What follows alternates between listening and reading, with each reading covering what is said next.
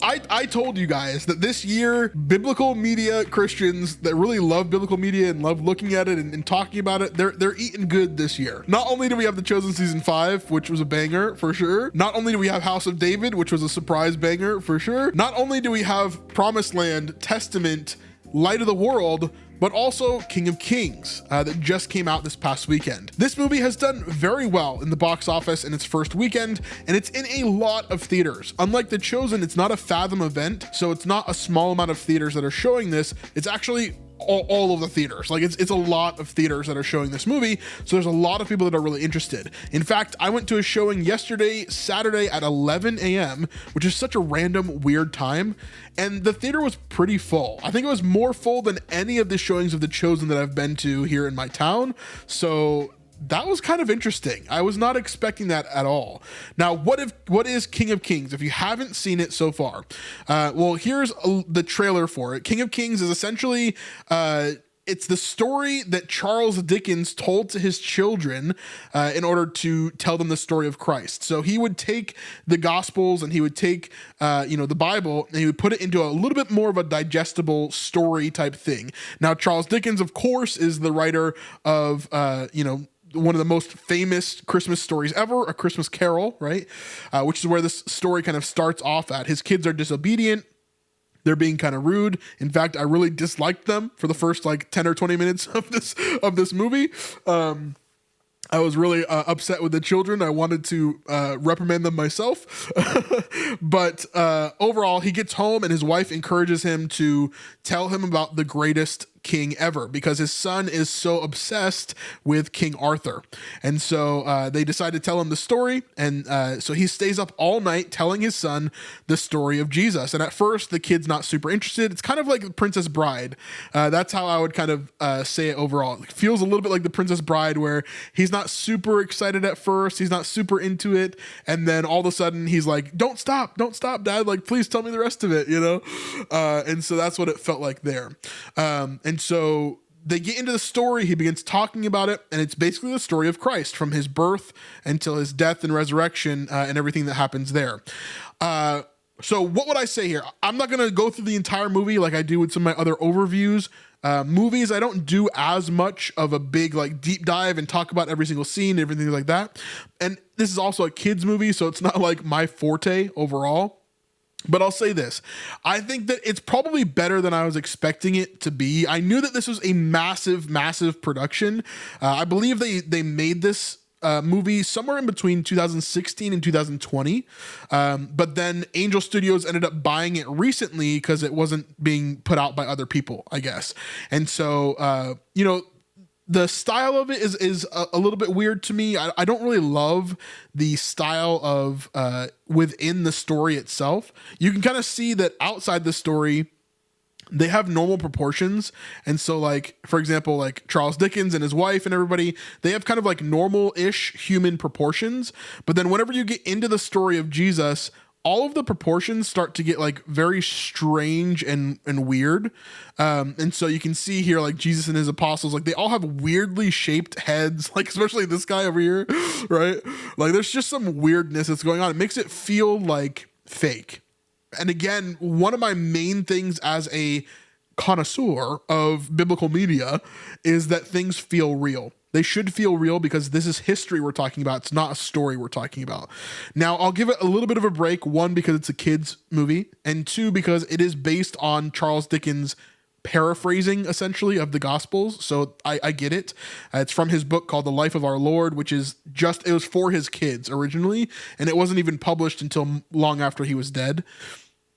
And so I get that. I'm giving it a pass on that, right? Not super worried about it. But overall, here's what I would say. Review overall, I would say this was actually really good. I was probably surprised by how well it was going to do. Knew it had a huge budget, knew it had a huge cast behind it. People like Pierce Brosnan, who plays Pilate. People like Mark Hamill, who's playing Herod, who did a great job. Jesus is played by Oscar Isaac, I think is his name, who was in Star Wars. There's a lot of great voice acting going on here. Clearly, the acting is really well done. I think the overall sentiment, if I was a kid and I was watching this, I would probably rate this like an 8.5 or something like that.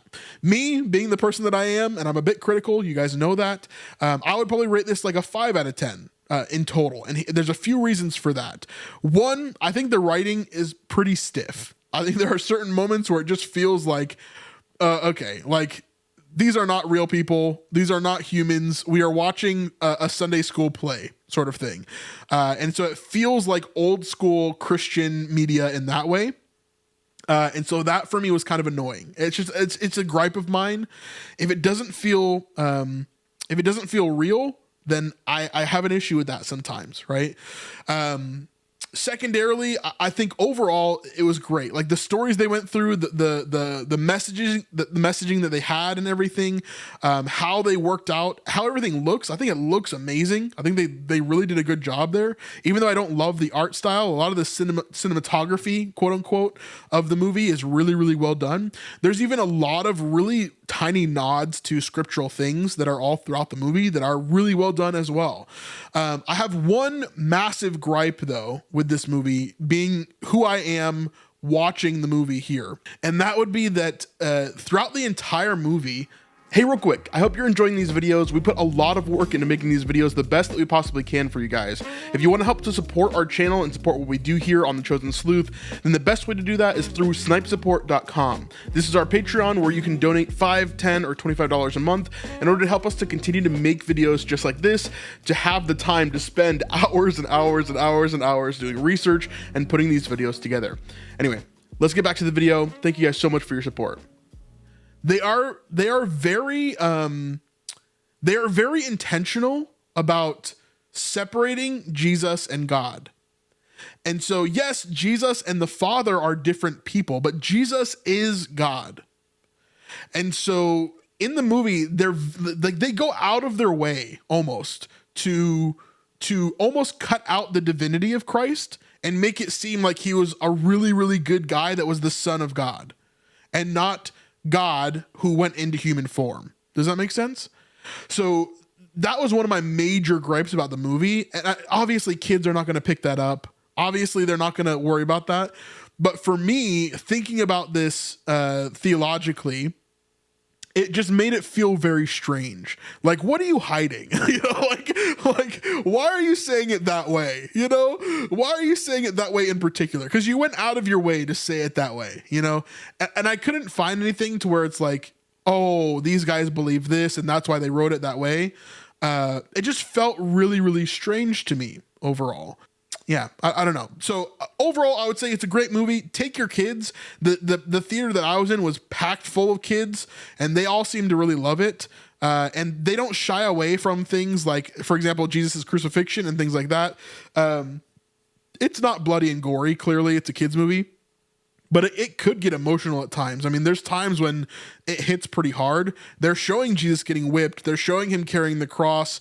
They're showing him getting crucified and his hands being nailed in there. Obviously, kids are not going to pick up on every little thing. But I thought overall it was really, really well done. I would say if you have kids and you want to take them with you, if you have grandkids and you want to take them to go see this movie, I'd say it's a great movie to see. But yeah, I don't know. Some people are asking if it's connected to Angel and some of the Mormon kind of beliefs that have founded that company. So the Angel did not make this movie. It's made by a company called MOFAC and MOFAC. And as far as I can tell, it's not a Mormon studio or anything like that. So I don't believe they're trying to make it be like, oh, Jesus is just a man and then he becomes God. I don't think they're trying to say that, but there's just some weirdness for me. Like, I don't know their full beliefs. And so it felt weird whenever I ran into that issue of being like, like, where is Jesus' divinity in this? Because they make it very, very clear that Jesus and God are separate. Not that they're saying Jesus is not God, but it seems like they're implying that. And so it felt a little bit strange to me. But anyway, movie's great. I think if you have time this Easter to go take your kids, there's a lot of really good, you know, little tiny biblical elements that are hidden throughout this that I think were really good. I don't think it needed to be done in a kids movie, and yet they did it anyways because they wanted to be accurate. They wanted to be, you know, kind of there and make it feel good. And so, yeah, I thought overall it was very well done. I think my wife cried, you know, and she was definitely touched by it. So I would say if I was a kid watching this, I'd rate it like an 8.5, maybe a 9. If I was an adult watching this and critical about theology like Brandon Snipe is, then I'd rate it probably like a 5.5, something like that. Overall, not bad. Definitely not heretical, I would say. But I would just be a little bit, you know, tentative as you go into it. So, yeah. Anyway, King of Kings, it's okay. Go see it if you can.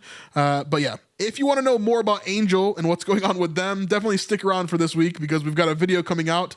If it's out already, I'll put it at the end screen here. But there's some stuff going on with them that I definitely have to talk about now. So unfortunately, but yeah, we'll talk more about Angel Studios in that one. Like and subscribe to see that video, and we'll see you guys on the next one. Peace.